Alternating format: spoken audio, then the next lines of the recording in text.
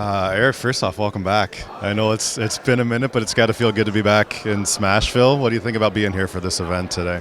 It's awesome. Having an opportunity to get back and see some guys I haven't seen in a while, and Shea and Pekka were just such great teammates, and even as an older player, those guys were, the role models that you looked up to, and there's a reason why there's a day like this for those guys and the accomplishments in their career. But again, it's awesome getting back here and seeing some of the guys you haven't seen and having some laughs and catching a couple games. First with Shea, obviously what he meant to this team, the captain of your team. What can you say about him not only as a player but as a captain and a leader on and off the ice?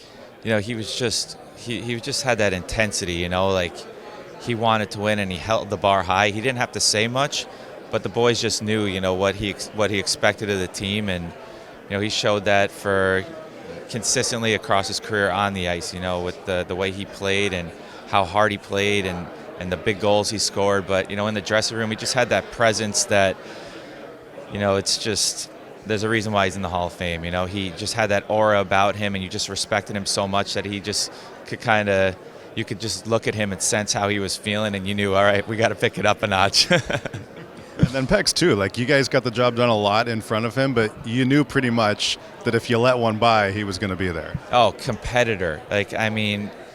He was the ultimate competitor. Same thing with Webby, like if the team, he didn't say much, but when he would come in and he was hot, he would rip into the boys a little bit and say, this isn't good enough. And he would tell Webby in practice, like, shoot it harder. He wanted to take the one-timers, or the drill would be over and I'd be going to shoot a puck in the open net while he's on the bench, and he'd dive back in with the paddle and still stop it. I don't think I ever scored a goal on him in practice. He's just the ultimate competitor. And, that's why we're having a day like this for these two guys. Huge part of the teams that I was on. I was in a role that, no, not a marquee guy, but I was just happy to just, be on a team with those guys, a part of something that we built here. We had some great teams, and, those guys were the cornerstones of it. I was talking to Roman the other day too, and he was just mentioning the community aspect of things, and he said, when I came in, that was the norm. Shea, Pekka, guys like that kind of set that culture. Did you get a sense of that as well, that was, hey, you're not only going to be here to be a hockey player, but you're going to be a part of this community? Yeah, that's something that I always tell about when people ask me about the places I play. I always say that the organization did an amazing job integrating the team into the community. The yellow and just having that support, you see it in the playoff standing the whole game. That's a testament to educating the fans, building that fan base, getting involved in the community to the point where people who never even thought they would like hockey are just now fanatical fans of the Predators. And Pekka, Shea, David Poyle, making sure that hockey was a part of it as a GM, but he also was huge in the marketing side and making sure that we were building the Predators as a brand. And they obviously did an amazing job. And Nashville's 100% a hockey town. Playing in Canada, playing in the teams that I played with, I always say that the Bridgestone Arena is just the best building.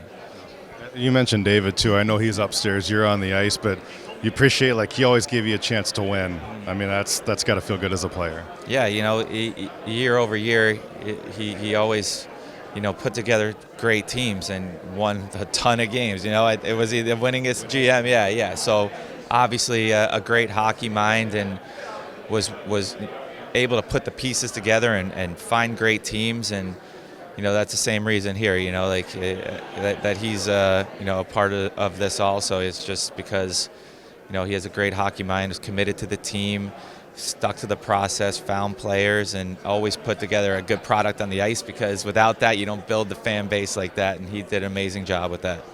I know it's been a few years. We're all on a different stages of life, but what's the coolest part about being here for you?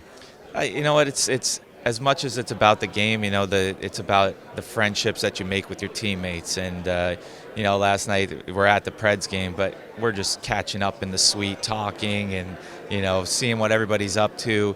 It's those are really the memories that you have after, the road trips with the guys. You're not worried about, that one game, even though you remember every single play and every mistake.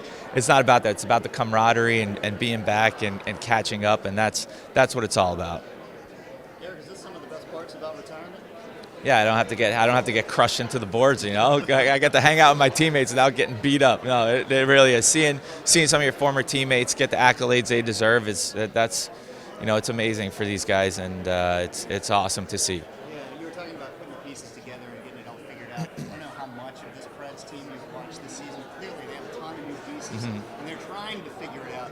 You're such a veteran in the league. We're a veteran in the league. What does it take to finally all come together and gel and get played? I mean, I wish I could tell you that I had the scouting report on the team, but since I've been out of the game, don't really tune into too much. Starting to get into it now. My oldest is getting the hockey bug, so we catch the highlights. But it's always tough in the NHL now because the teams turn over so much year over year that you're always getting these new pieces, and it's hard. Some players finding the chemistry. It's you play well in one team with certain players, and you come here and you may not find that rhythm the same way. So it's definitely a challenge. That's why the best team that wins at the end of the year is the best team. It may not be the best individuals on a piece of paper, but they found a way to come together and play as a team, and that's kind of the difference. But it's highs and lows with any organization. There's times where like look at the Blackhawks, for example. They're winning the Stanley Cups. It's a cycle.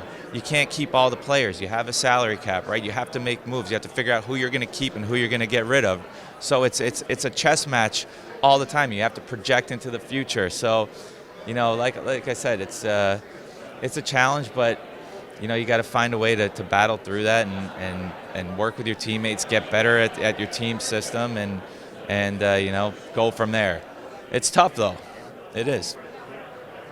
You got it.